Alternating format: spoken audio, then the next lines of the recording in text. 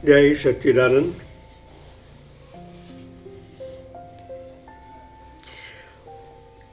समस्त मूलों का आधारभूत जो आधार है उनके तत्व का ज्ञान करना आवश्यक है।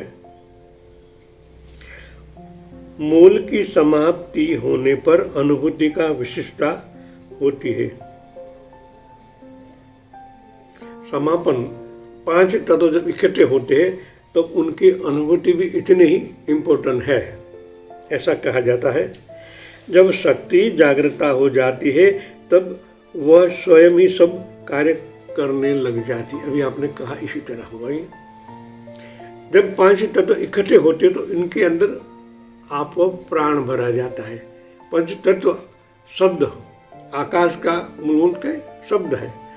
शब्द के तरंग होने से ब्रह्मांड में रही शक्तियाँ उनके अंदर इन्वॉल्व होती है। जिस तरह हम जमीन में बीज बोते हैं तो बीज जब पंच तत्व मिलता है तो उनका फलनीकरण होता है, अंकुर फूटता है। बीज मिट जाता है, अंकुर होने लगता है। मगर इनके अंदर जो तत्व है आधारभूत चेतना अवतरित होती है, तभी तो अंकुर बना ना, वरना वो मर जावे। अंदर तो गर्मी है ना। आप जल देते हो, अग्नि तत्व, वायु तत्व, फिर पंच मिलाकर चेतन अवतरित होता है और अंकुर फूटने लगता है, धीरे धीरे वर्षित हो जाता है।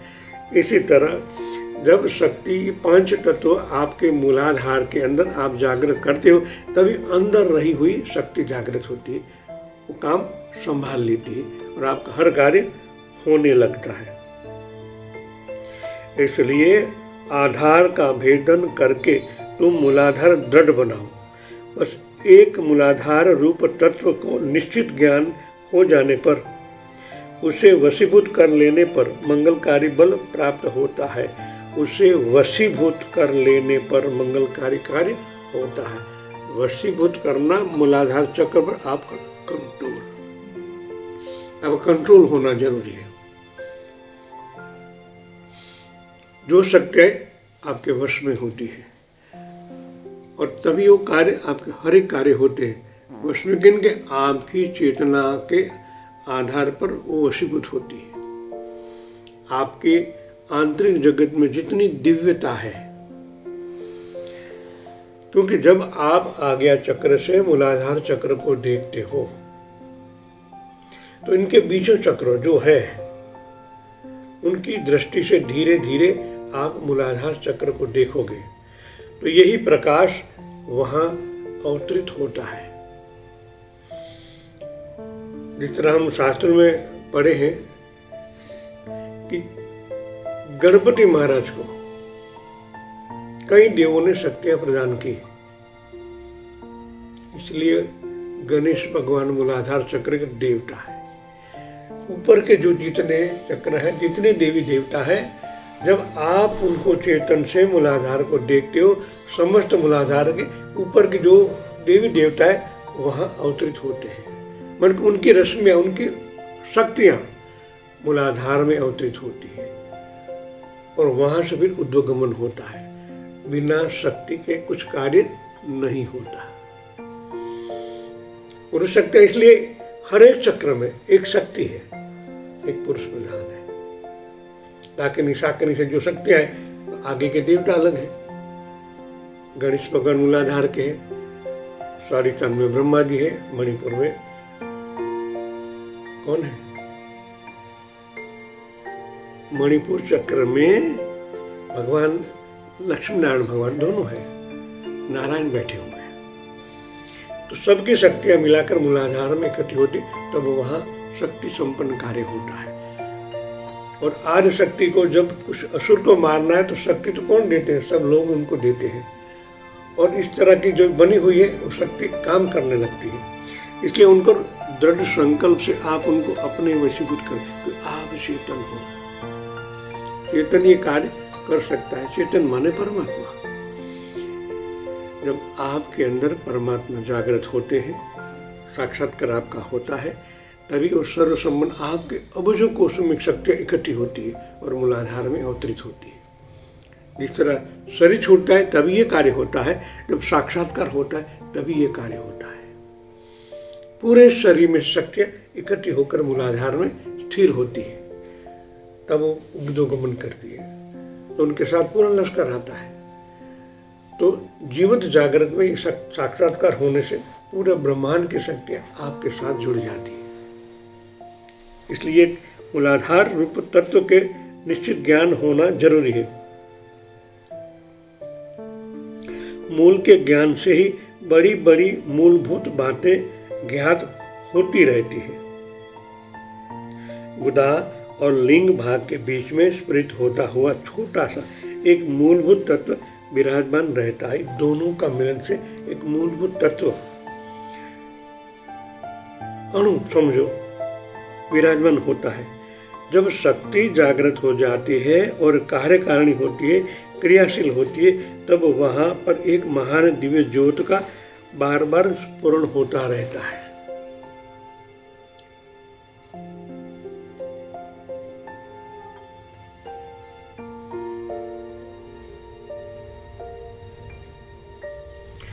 उसी की प्रथम अनुभूति साधक को बड़ी संतोषदायिनी होती है,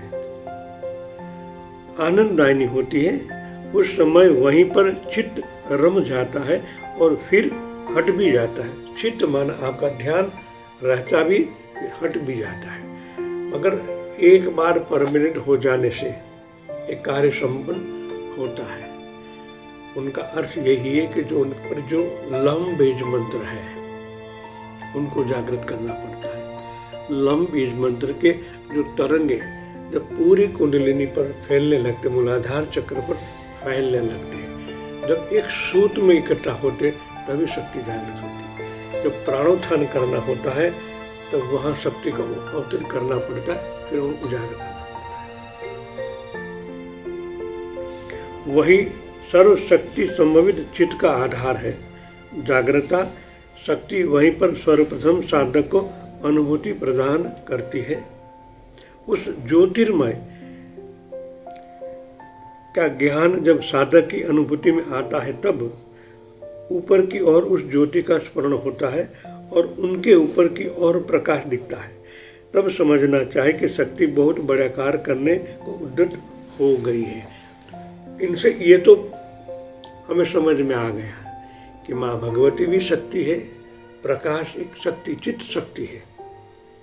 तो आज तक जो हम ब्रह्मणा में जीते थे, मैं इसलिए बार बार दोहराता हूं, इस बात को आपको अपने अज्ञात मन में अवतरित कर लेना है। परमात्मा चैतन्य है और ये शक्ति जो प्रकाश है माँ भगवती है, इनका ही स्वरूप है। जब आप सुषुम्ना में स्थित होते तभी दोनों पर आपका कंट्रोल आता है।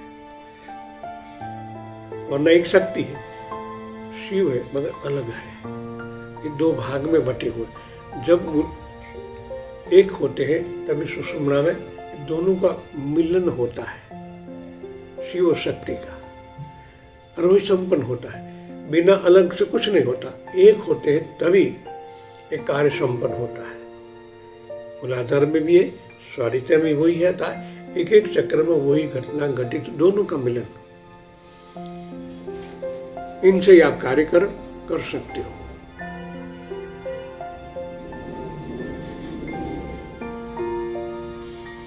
साधना काल में साधक को ऐसा प्रथम लक्षण प्रकट होगा, फिर अभ्यास करते करते धीरे धीरे वही ज्योति स्वरूप बन जाता है। ऐसी अनुभूति होती है। वहाँ विशाल रूप में शक्ति जागृत होती है। फिर शक्ति सर्वदा शुभ्र रूप प्रकाश साधक के भीतर नर्तन करने में तत्पर बनी रहती है। जब प्राणोत्थान होता है तो हमारी बॉडी में एक अलग प्रकार की शक्ति प्रदान होती है, प्रकाश में, इनको प्राण कहते हैं। एक एक कोशिका में फैलते फैलते जब फिर इकट्ठी होती है तब तांडव नृत्य होता है। कि साधकों को नर्तन आतन वेतन होता है ना जो, तभी इनको वहाँ होता है। शक्तिपात से ये कार्य होता है, क्रियाएं होती है। सारी एकदम शरीर में इतनी शक्ति आ जाती है कि कई हाथियों का बल हो, इतनी शक्ति उनके अंदर अवतरित होती है। हाथी का बल कब होता है? जब आप वहाँ त्राटक करते हो तब। एक एक अणु में इतनी ऊर्जा है, हम देखते हैं अणुबॉम्ब बनाते हैं। एक अणुबॉम्ब कितना विस्फोट कर दिया नागा के शिरोका में, जापान में। छोटा सा पूरे जापान को ला दिए। तो आपका एक अणु जब घर्षण में आता है तो शक्तियाँ उत्पन्न होती है। जब उन पर आपका कंट्रोल है, आप कहीं से भी उसको इकट्ठा करके शक्ति पार से कुछ भी कर सकते हो, अच्छा या बुरा दोनों हो सकता है।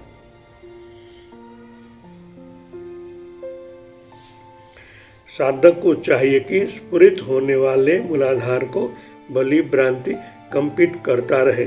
स्वयं स्फुरित होने वाले मूलाधार को चालन करने पर फिर स्वतः स्फुरित की प्रतीति जब होने लगे तब वह स्फुरण स्वयं ही स्वेच्छा पकड़ में आ जाएगा। इस प्रकार मूलाधार की सिद्धि में तप्तर हुआ साधक उसकी सिद्धि कर लेगा। अब कई बातें कितनी पुरानी है, पहले भी थी, आज भी सत्य है। तो सत्य तो है, भूतकाल में था, वर्तमान में और भविष्य काल में ये तो रहेगा। वो परमानेंट, इसलिए परम तत्व के परमानेंट है। कई साल पहले भी हमने अनुभव किया होगा, मालूम नहीं, मगर किया है तभी आप आज उस पर तप्तर हो। ऐसा नहीं कि इसी जन्म में आपने मिला है, आप कई जन्मों से आते हो और थोड़ा थोड़ा इकट्ठा करते करते आप इस जगह पहुंचे हो। साक्षात्कार करना संभव नहीं है, असंभव बात है। जब संभव होती कब, कई जन्मों का पुण्यबल आपको मिलता है, तब जाके ये संपन्न होता है।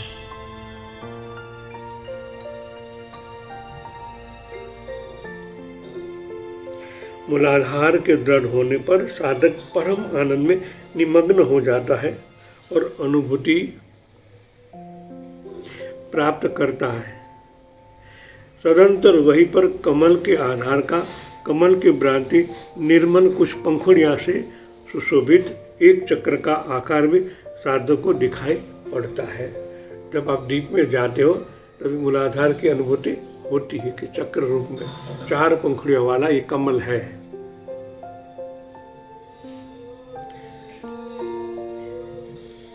साधारण साधक वहीं पर मन को समाहित कर लेता है, वहीं रुक जाता है, आगे नहीं जाना चाहता, क्योंकि वहाँ इतना आनंद, अलग प्रकार की अनुभूति होती है। तो वहाँ रुकना है, साधना करना है, उनकी